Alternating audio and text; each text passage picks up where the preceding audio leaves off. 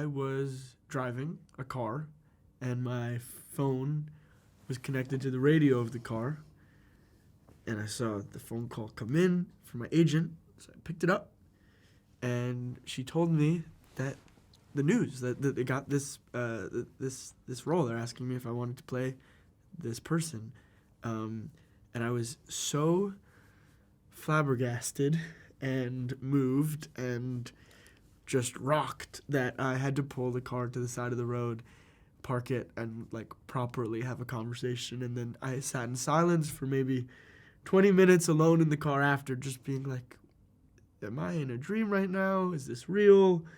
That was my experience of it all.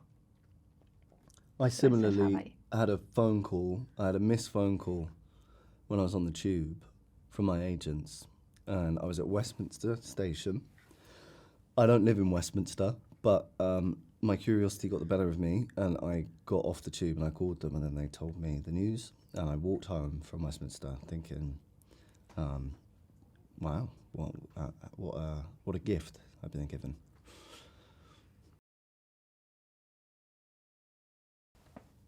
I play a character called Gator. He's the Emperor. And I play a character named Caracalla, Also who is an emperor. also an emperor. There's two. At the same time, in fact. Yeah. We're co-emperors, twin emperors, at the same time. In unison. In theory. Yeah. They're practicing emperors and trying to rule the empire concurrently. At the same time. At the time of, I don't think they know it when the film begins, but at the time that it starts, Rome isn't so hot on these guys. You know, they're not nailing being an emperor. No. Currently, it's not going well. But in their delusion, they think they rock stars. Yeah.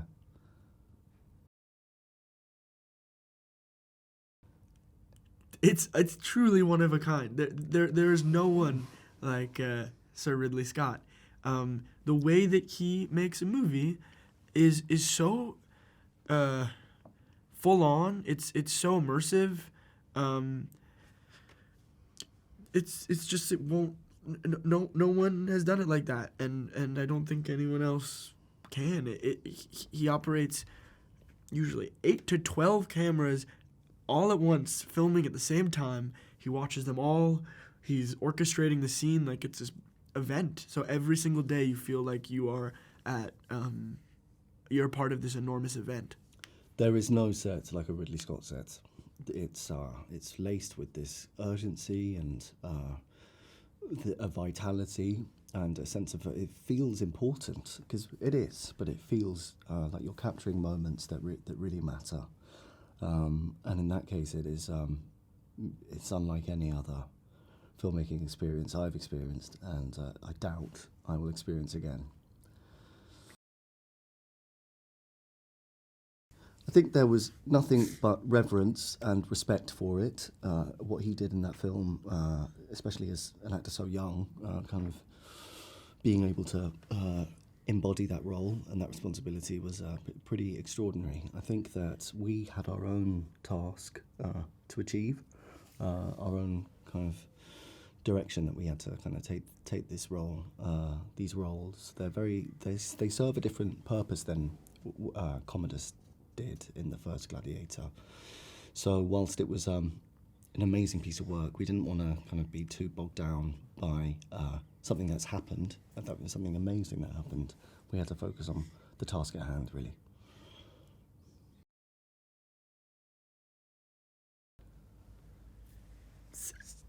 Some songs, some great songs. We sing some great... really good tap dancing number. Yeah. It's epic in every sense of the word. This is the kind of movie that is meant to be seen on the biggest screen possible, with the loudest sound, and the most people. Joe was talking about this earlier, how it's about... This is something that's meant to be felt in communion, and the act of going to a theater and seeing it with a community of people who are screaming and cheering and experiencing the full sensorial insanity that is this movie. I just think it's an event.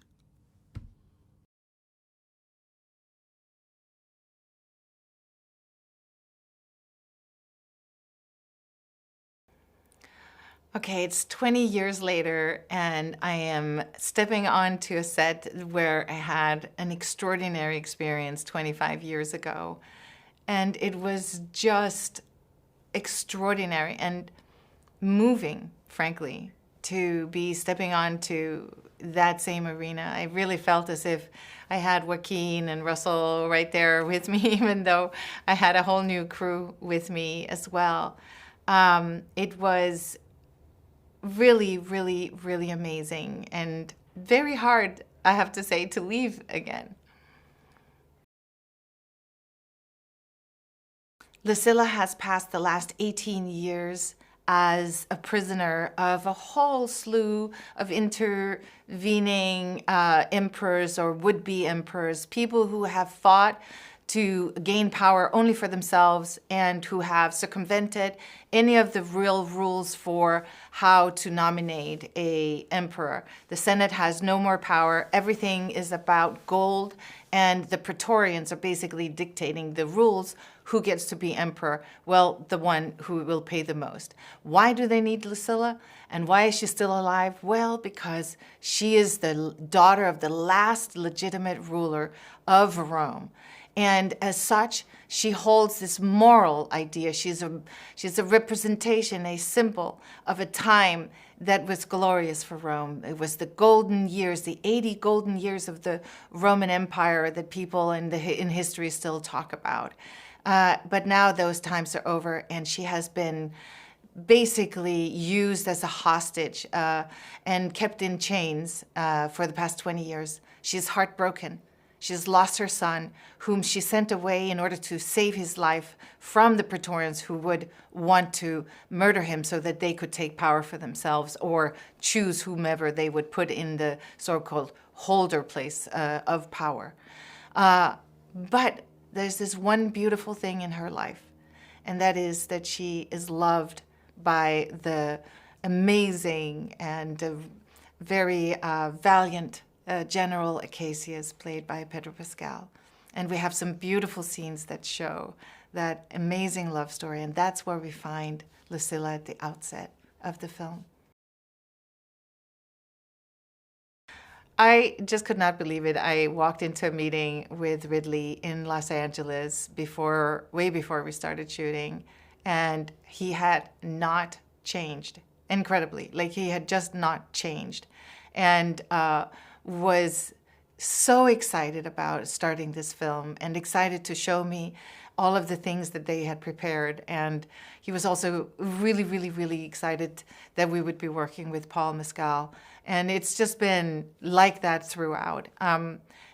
Just like in the first film, it was so interesting to see how Ridley really considers the whole process as something organic that keeps developing. It isn't something that's a closed box that he now has to put on the screen. No, everything is like this plant-like nature of evolving and of growing together. And he really so welcomes ideas. And what if, or wouldn't that be cool if, and what do you think of? And he's just really, really receptive to that. And as an actor, that just gives you like an enormous confidence, because you feel like, I'm going to go in here and I'm going to be received. He doesn't always have to agree. Many times he say, no, that's shit. But you never feel like it's something that's negative or at all. It's about whether it vibes with what he's hearing inside his head.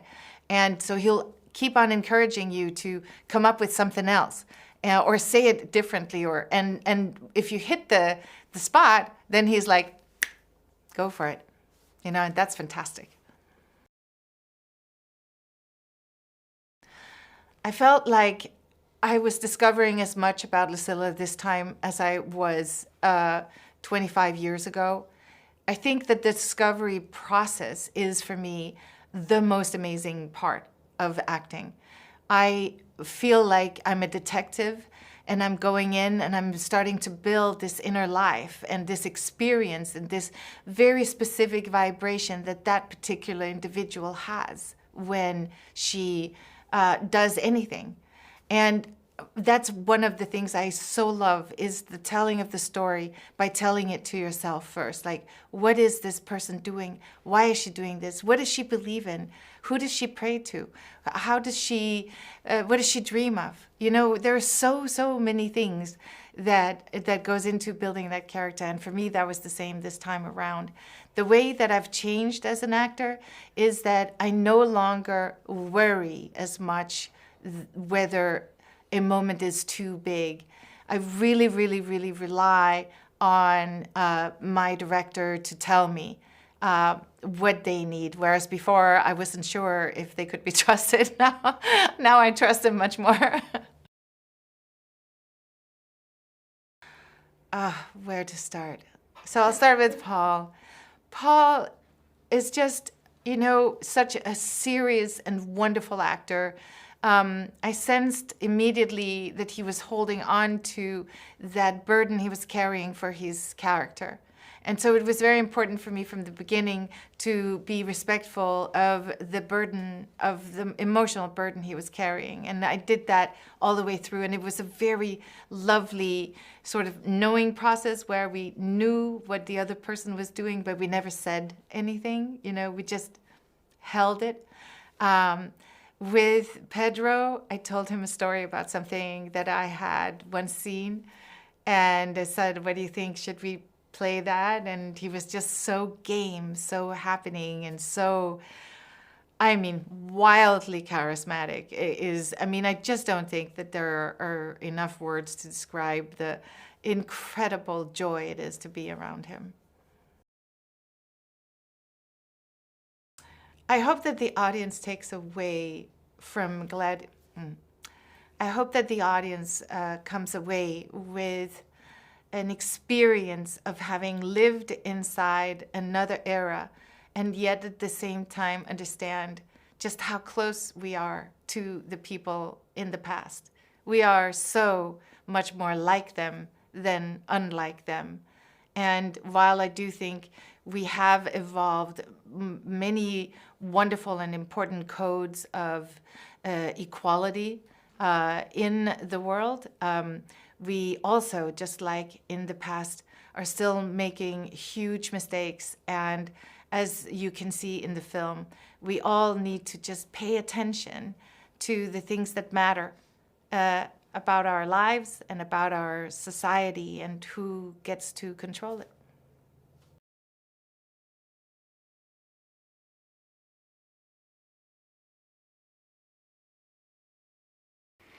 Being on the set of a Ridley Scott film is unlike any movie experience I've ever had.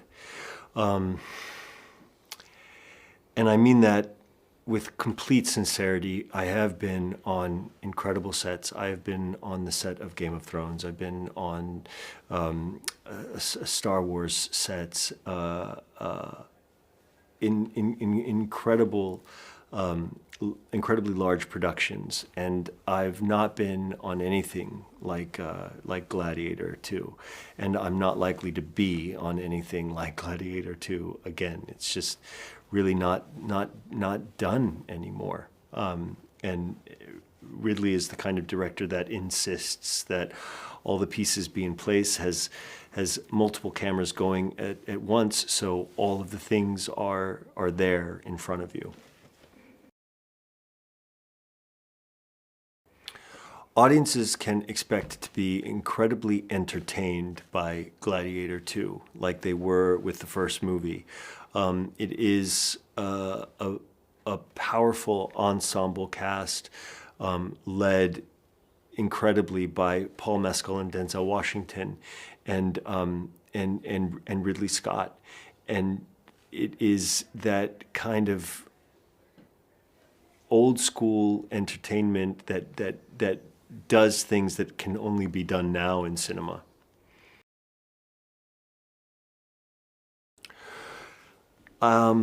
Ways that I'm similar to my character is that he's very loyal, and I believe myself to be a very, very loyal person, loyal to my friends and family.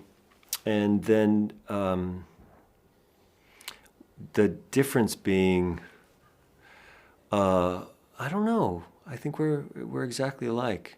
The difference being is that I would never get into an arena with any actor more than 20 years younger than myself.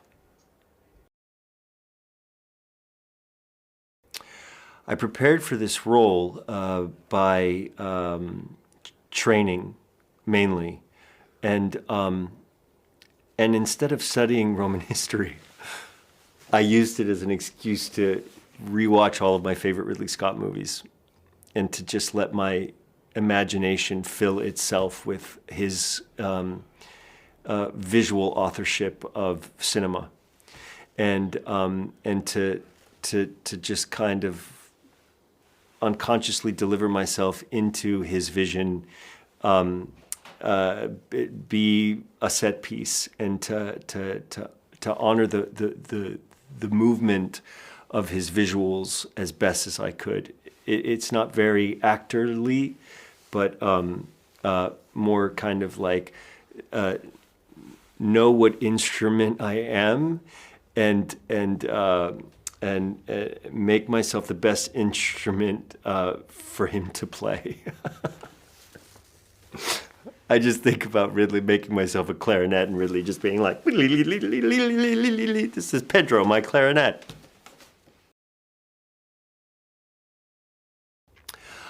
One of my favorite things about the character is his context in terms of one of the original beloved characters of the first movie, Lucilla, played by Connie Nielsen. I love that he's part of the opening battle, and then the reveal is that he is part of the connective tissue of the first and second movie by being married to Lucilla.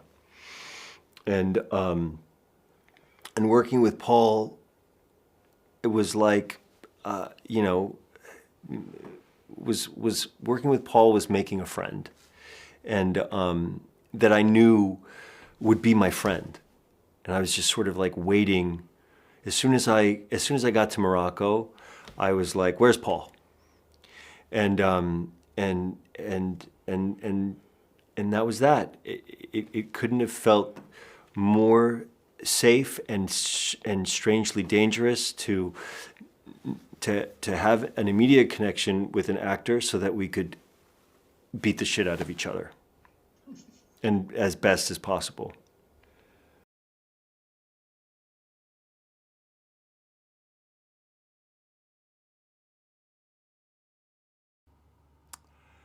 Ex-Gladiator, Macrinus, who wants to control Rome, whose desire is to be emperor and control the Roman Empire.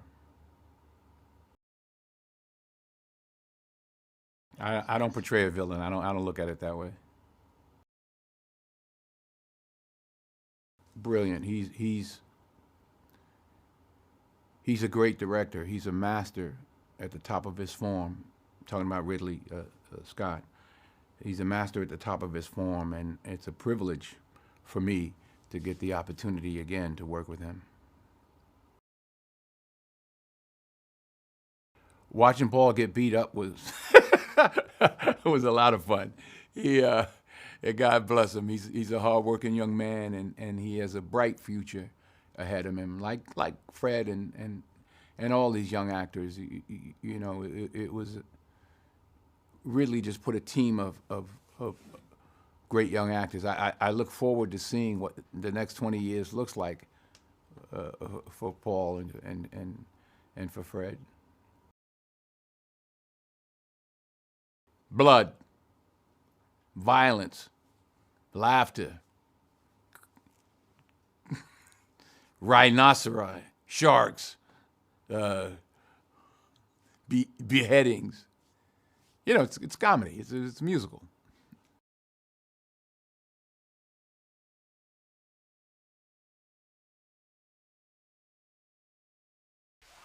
Well, it's a very simple question with a very complex answer. But I'll prefix that with a lot of hard thought and a lot of hard work. But when it boils down to what will the sequel be, it really starts off with what happened to Lucius. From that moment, you're on a blank sheet, page one. You're trying to write the next 120 pages and create that. That's hard work. The character, to me, what excited me about it was all there on the page, in the sense that, like, it was very clear to me what the character was thinking throughout the script. And then there were certain junctions that, like, you always want a certain amount of scenes in the script that you feel are high pressure. So the scenes with Connie were always going to be very important to me, and kind of integral, not just to me, but to the film working. And also the scenes towards the end with Denzel. The rest was about kind of filling out a character that you fundamentally believed could win the fights that he was in. And that's not physical, it's about psychology that you have to develop, that you're just the toughest guy in the room, not because you're the strongest. And that's a fun thing to get to play as an actor.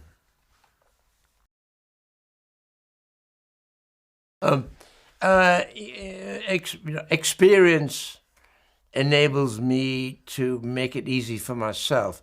And because I'm able, unusually, to draw very, very accurate storyboards to the level of very complex comic strips, I draw the whole film as a storyboard. So it's this thick before I begin. So I'm fully shooting the thing on paper before I get anywhere near the set. So when I get there, I can position 11 cameras in 11 minutes. I think you take everything from every job that you've done before to the thing that's out in front of you. I think the thing that I couldn't take was kind of the focus that would be on the physical preparation. That was a brand new learning experience. But to boil it down, I think you take the care that you feel for all of the previous characters that you've played and you put them into the character that you're playing now. That's the job. That's the fundamental job, I think, that you have as an actor. And what I learned from Ridley is kind of endless, but the focus of that would be that the job that we do is precious. The time that we have when we're making the job is precious. And that, I don't know, it shouldn't surprise me, but it surprises me that with the legacy that this man has and the career that he has built and sculpted for himself, that it's still the day that he's living in presently when he's working is the most important, not anything to do with the past or the future. It's very much present tense. I think bad experiences of having been the author of Alien and Blade Runner and allowing them to get away from me. That ain't going to happen in the future.